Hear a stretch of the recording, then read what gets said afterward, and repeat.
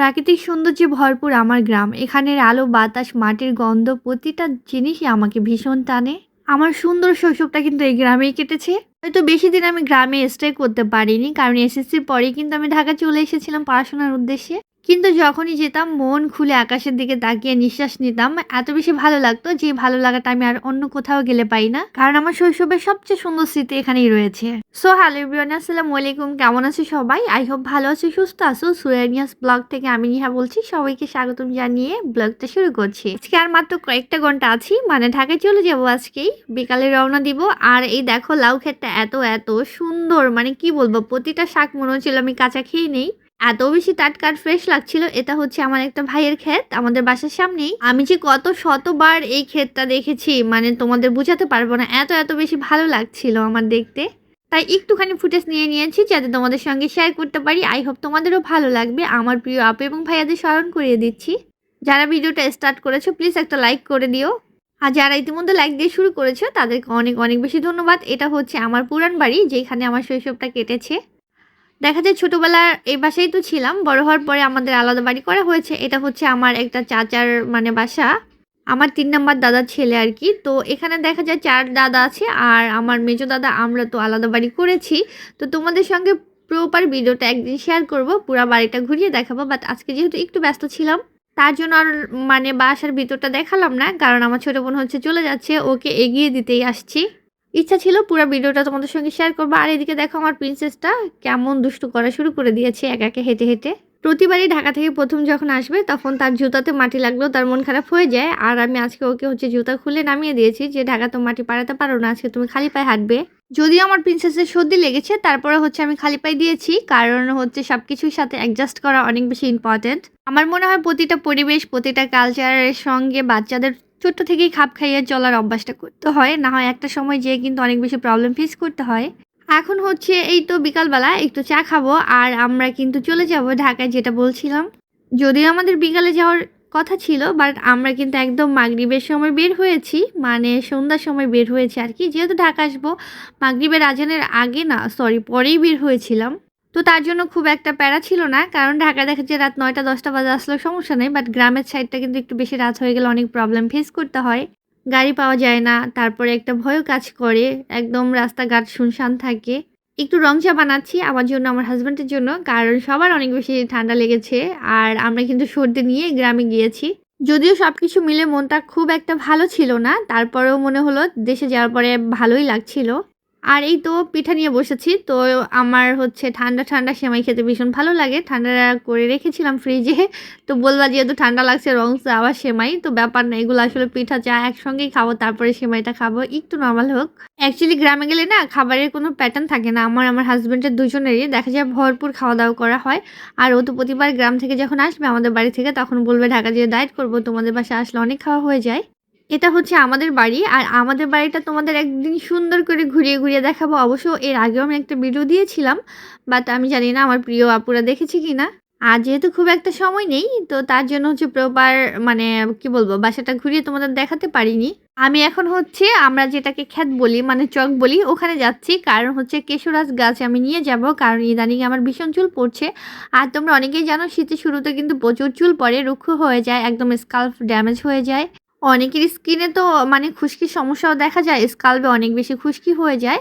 তো ভাবলাম যেহেতু চলেই যাব, হঠাৎ করে মাথায় আসলো। আর এদিকে অনেকগুলা কেশরাজ গাছ আমি দেখেছি, তার জন্য চলে এসেছি নেয়ার জন্য। তবে মজার ব্যাপার কি জানো, প্রতিবারই কিন্তু আমি নিয়ে আসি, বাট একবারও তেলটা বানাতে পারি না, কারণ এই গাছটা খুব একটা বেশিক্ষণ থাকে না, শুকিয়ে যায়। দেখা যায় ফ্রিজে রাখি, ২-১ দিন পরে দেখি একদম শুকিয়ে গিয়েছে, তারপরে ফেলে দেওয়া হয়। এবার ভাবলাম নিয়েই যাই, কারণ অনেক বেশি যেহেতু চুল পড়ছে আর চুলেও কিন্তু একটু কেয়ার করা দরকার। আর এই গাছের তেলটা কিন্তু চুলের জন্য ভীষণ উপকারী। তো আমি কিভাবে বানাই তোমাদেরকে দেখিয়ে দিব একটা সময়। আর এই তো দেখো আমি কিন্তু এই তো রাস্তার পাশে পেয়ে গিয়েছি, মানে ২ ক্ষেতের মাঝখানে, এটাকে আল বলে আমাদের গ্রামের ভাষায়। তো এই যে আরেকটা পেয়েছি, আমি কয়েকটা গাছ উঠিয়ে নিয়ে যাব।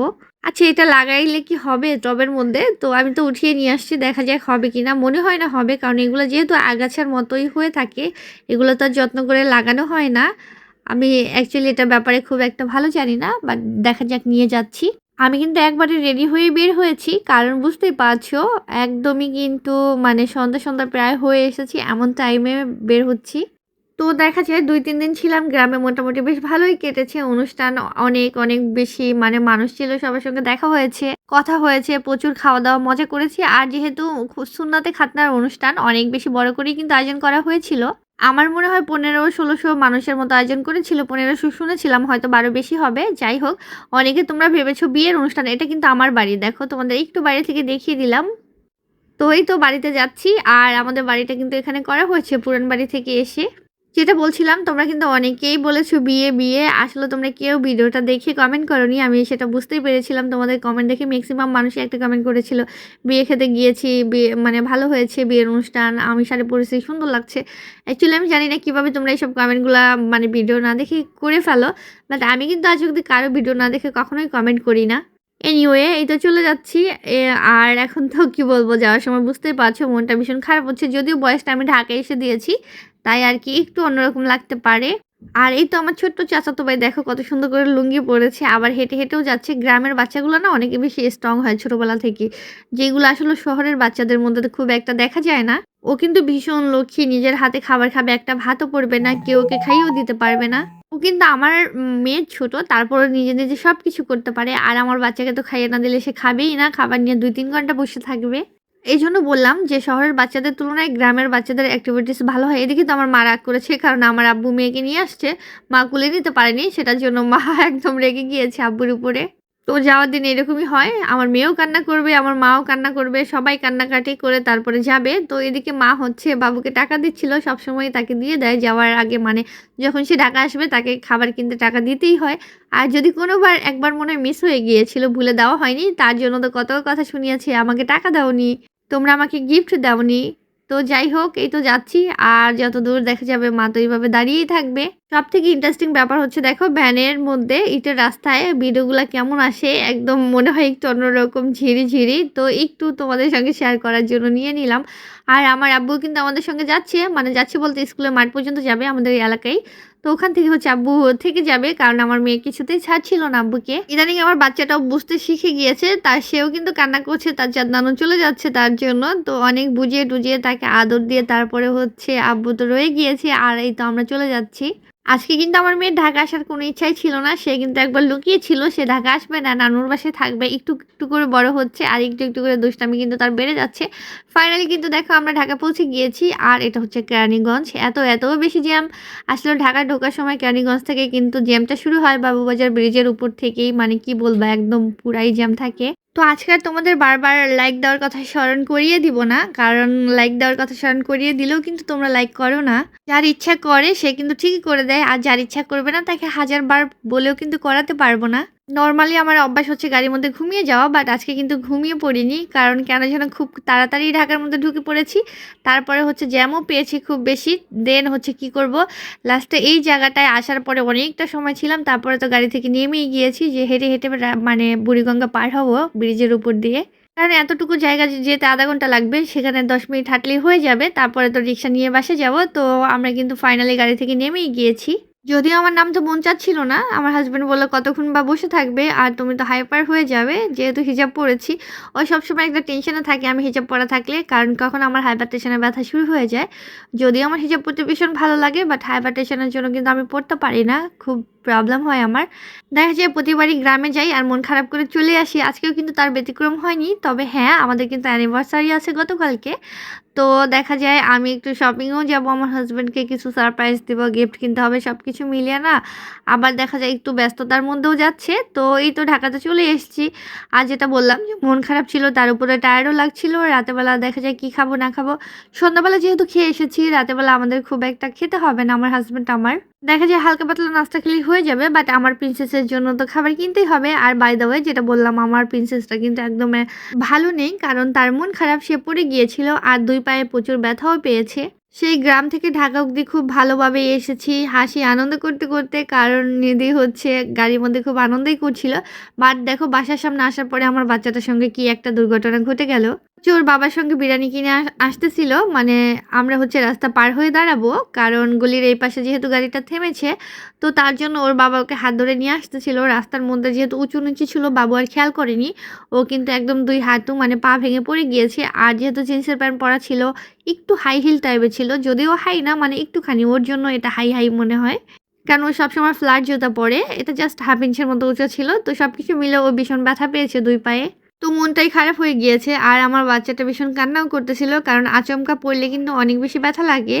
গ্রামে যেহেতু অনেক শীত পড়ে গিয়েছে আর সন্ধ্যাবেলা আমরা বের হয়েছি, তার জন্য কিন্তু আমার বাচ্চাকে সোয়েটার পরে নিয়ে আসছি, কারণ রিক্সার মধ্যে তো অনেক বেশি ঠান্ডা লাগে, অটোর মধ্যে, গাড়ির মধ্যে। বাতাসও ছিল, সব কিছু মিলে, বাট ঢাকা ঢোকার পরে কিন্তু ভীষণ গরম লাগছে আমার বাচ্চারও গরম লাগছে। দেন বললাম, ঠিক আছে বাবা, আমরা এখানে দাঁড়াই, তোমার বাবা হচ্ছে তোমার জন্য খাবার কিনে নিয়ে আসুক, আর আমরা যেতে থাকি। যেহেতু বাসার সামনেই চলে এসেছে, তারপর একসাথে উঠবো। ওর আবার ইদানিং একটা ব্যাপার হয় যে ও সিঁড়ি দিয়ে কাউকে আগে উঠতে দেবে না, আমাকে না ওর বাবাকেও না, ও ফার্স্ট হবে। আর এই তো এই টাইমটায় দেখো আমার বাচ্চাটা কিভাবে ব্যথাটা পেয়েছে, ভীষণ ব্যথা পেয়েছে। এত বেশি কষ্ট হচ্ছিল ওর এই অবস্থা দেখে। আর বাসা আসার পর দেখো, মনে হয় এই বাসা আমরা 2 মাস ধরে আসি না। মানে সবসময় এরকম হয়, গ্রামে যাওয়ার আগে বা কোনো অনুষ্ঠানে যাওয়ার আগেও এই অবস্থা হয়। মনে হয় বাসায় আর কখনোই ঢুকবো না, এরকম এলোমেলো করে রেখে যাওয়া হয়। যদিও আমরা তো আগের দিন গিয়েছি, আমার হাসব্যান্ড বাসা ছিল, সে চাইলে কিন্তু একটু গুছিয়ে রাখতে পারতো, বাট বেচারা গুছিয়ে রাখেনি। তার কথা আর কি বলবো, সে আরো বেশি এলোমেলো করে রেখে দেয়। তো আমার বাচ্চাকে ফ্রেশ করে দিয়েছি, ওকে ঠান্ডা করে, ও পায়ে যেহেতু ব্যথা পেয়েছে, একটু পাটা ম্যাসাজ-ট্যাসাজ করে দিয়ে ওর বাবা খাবার নিয়ে আসছে। ভাবলাম গরম, গরম ওকে খাইয়ে ঘুম পাড়িয়ে দেই। যেহেতু বাচ্চাটা ভীষণ টায়ার্ড আছে, গ্রামে গেলে ওর খাওয়া-দাওয়া, ঘুম কোনোটাই কিন্তু পারফেক্ট হয় না। আর বাকি কাজগুলো তো আমি অফ ক্যামেরায় করে নিয়েছি, কারণ খুব একটা সময় পাবো না ভিডিও করার মতো, আর এনার্জিও পাচ্ছিলাম না। তার জন্য হচ্ছে তোমাদের বাকি কাজগুলো কিন্তু আর শেয়ার করিনি। রাতের বেলা দেখা যায় কি, ঘরটা পরিষ্কার না থাকলে ঘুমালেও ভালো লাগে না, কেন যেন আমার একটু বেশি বিরক্ত লাগে। তো তার জন্য দেখা যায়, কষ্ট হোক আর যাই হোক, রাতের কাজগুলো রাতেই গুছিয়ে নিয়েছিলাম। তো আজকে তো এই পর্যন্তই। ভিডিওটা কেমন লেগেছে কমেন্ট করে জানিয়ে দিও। সবাই ভালো থেকে সুস্থ থেকো, আমাদের জন্য দোয়া করো। আর নেক্সট ব্লগটা অনেক অনেক বেশি ইন্টারেস্টিং হবে, যেহেতু আমার ম্যারেজ ডে ব্লগ। যদিও আমার বিয়ের 5 বছর হবে, বাট আমরা কিন্তু 1 যুগ ধরে একসঙ্গেই আছি। তো সেই গল্প তোমাদের সঙ্গে অন্য ব্লগে করব, মানে ম্যারেজ ডে ব্লগে করব। আজকে এই পর্যন্তই। সবাই ভালো থেকো, সুস্থ থেকো। সবাইকে অনেক অনেক অনেক বেশি ভালোবাসা জানিয়ে আজকে ব্লগটা এখানেই শেষ করছি। আল্লাহ হাফিজ সবাইকে।